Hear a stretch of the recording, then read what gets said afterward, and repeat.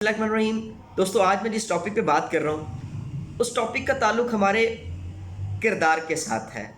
उस टॉपिक का ताल्लुक़ हमारे ईमान के साथ है। उस टॉपिक का ताल्लुक़ हमारे मुक़द्दर के साथ है।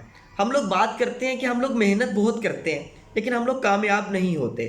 हमने मेहनत की, हमने कारोबार स्टार्ट किया लेकिन हम लोग उसमें तरक्की नहीं कर सके। लेकिन बात याद रखिएगा कि हम लोग सिर्फ़ और सिर्फ कारोबार करते हैं, हमारी सोच सिर्फ कारोबार की होती है। कारोबार का मकसद हजूर वाला सिर्फ पैसा कमाना नहीं है। कारोबार का मकसद सिर्फ खिदमत भी हो सकता है। कारोबार का मकसद, और याद रखिएगा, पैसा कारोबार जो बड़े बड़े थिंक टैंक हैं उनसे अगर बात करें तो वो ये बात किया करते हैं कि पैसा किसी भी कारोबार में बाई प्रोडक्ट है।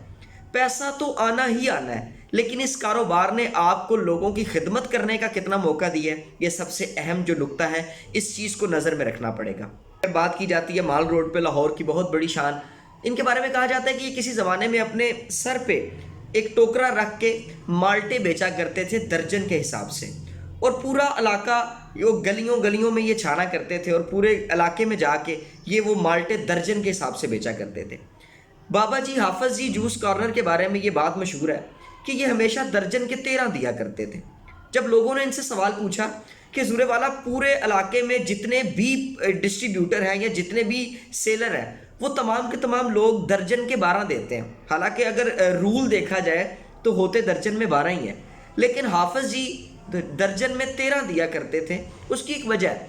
हाफिज़ जी से जब इसके बारे में सवाल पूछा गया कि आप सब ये बताइएगा कि यहाँ पे लोग दर्जन के 12 देते हैं और आप दर्जन के 13 देते हैं, तो आप सबके एक तारीखी जुमला जो मैं यहाँ पे कोट करना ज़्यादा अच्छा मुनासिब समझता हूँ।